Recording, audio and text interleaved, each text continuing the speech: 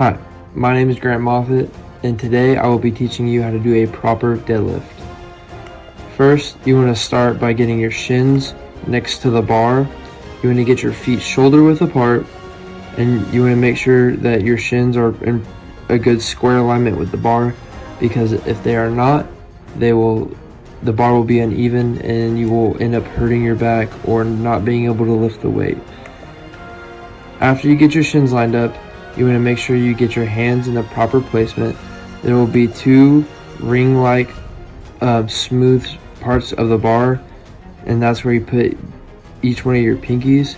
And when you do that, they should be about in line with your shins, where your thumb is touching the inside of, like, the middle of your shin.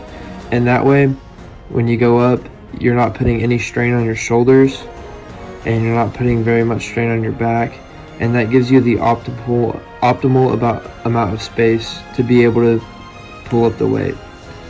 Next, you want to be able to drop your hips in, and you want to squat down pretty much and get low. And right here is where I drop my hips in, and you see how the back is flat. There's no curve, there's no hump, the back is flat and the hips are dropped. And you can't see it because of the weight right here, but the shin is right next to the bar. And basically, when you go up, you want to go up in a straight line where the bar is basically scraping your shin. Sometimes you'll see deadlifters and they'll have bleeding shins because they get scraped with the bar. So next, you want to pull up. We're going to rewind it real quick right here. And you see as I go up, how the back stays flat. That is how you do not hurt your back, because if you arch your back, you will end up just hurting it and it will be sore. And once you go up, you want to get full extension and you want to puff the chest out.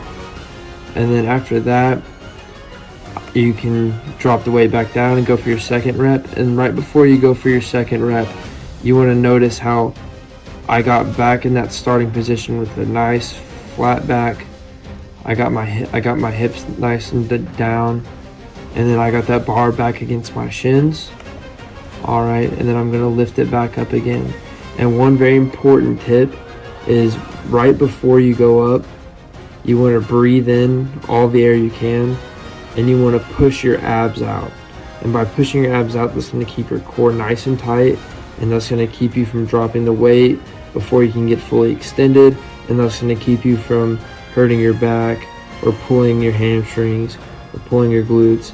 And this is the best way to not get injured, is just by breathing and keeping a nice tight core to get the weight up.